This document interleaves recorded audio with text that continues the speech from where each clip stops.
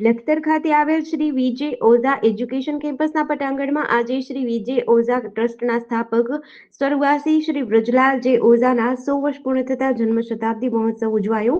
જે કાર્યક્રમ દરમિયાન પૂજ્ય વજુદાદાની પ્રતિમાનું અનાવરણ કરવામાં આવ્યું। જે જન્મ શતાબ્દી મહોત્સવ સમારંભના અધ્યક્ષ તરીકે મનોજભાઈ ઓઝા મેનેજિંગ ટ્રસ્ટી ઉપસ્થિત રહ્યા હતા। જયશંકરભાઈ ત્રિવેદી અને ગોમતીબેનના પુત્ર વ્રજરાજ જે ઓઝા 17/7/1925 રોજ લખતરમાં જન્મીને એ સમયે મેટ્રિક સુધીનો અભ્યાસ કરીને અર્થોપાર્જન માટે રાજકોટ ગયા, ત્યાં નોકરી કરતા હતા। તે દરમિયાન મકાન માલિક સાથે સારા સંબંધો ધરાવતા મકાન માલિકે રંગૂન આવવા માટે ઓફર કરતા પોતાની માતાની રજા લઈને ગયા હતા। ત્યાંથી હોંગકોંગમાં 50 વર્ષ રહ્યા પછી પોતાની નિવૃત્તિનો સમય વિતાવવા માટે પોતાના વતન લખતરમાં પરત ફરી પોતાની નિવૃત્તિનો સમય વિતાવ્યો હતો। એ સમયે પોતાના વતન પ્રત્યે શું કરી શકું એ જ એમનું ધ્યેય હતું।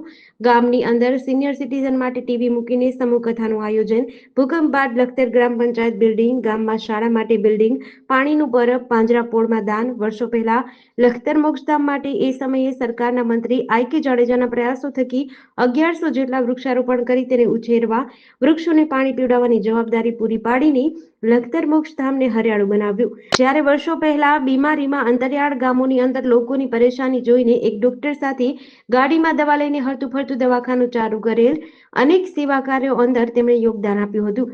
જ્યારે ધરતીકંપના સમયે શાળાના બિલ્ડિંગ જર્જરિત જોઈને વિચાર આવ્યો કે લખતર અને આજુબાજુના બાળકો શિક્ષિત બને અને શિક્ષિત યુવા યુવતીઓ રોજગારી સ્થાનિક લેવલે મળી રહે તે માટે ગામમાં જમીન ખરીદી 2002માં પોતાનું શૈક્ષણિક સંકુલ ઊભું કરવા માટેનું બાંધકામ ચાલુ કરાવ્યું હતું।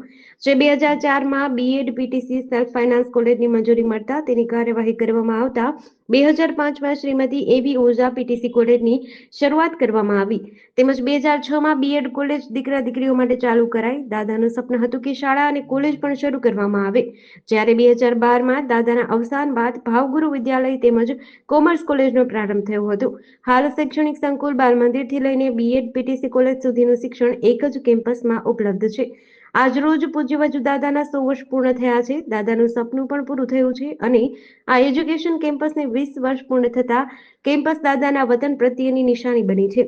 જે યોજાયેલ પ્રતિમા અનાવરણ કાર્યક્રમમાં તેમના પરિવારજનો, આમંત્રિત મહેમાનો, શાળાના પૂર્વ વિદ્યાર્થીઓ, પૂર્વ શિક્ષકો સહિતના લોકો ઉપસ્થિત રહ્યા હતા। ત્યારે કાર્યક્રમને સફળ બનાવવા માટે શ્રી વિજય ઓઝા ટ્રસ્ટ પરિવારે ભારે જહેમત ઉઠાવી હતી। GDC ન્યૂઝ સાથે જયેન્દ્રસિંહ ઝાલા, લખતર।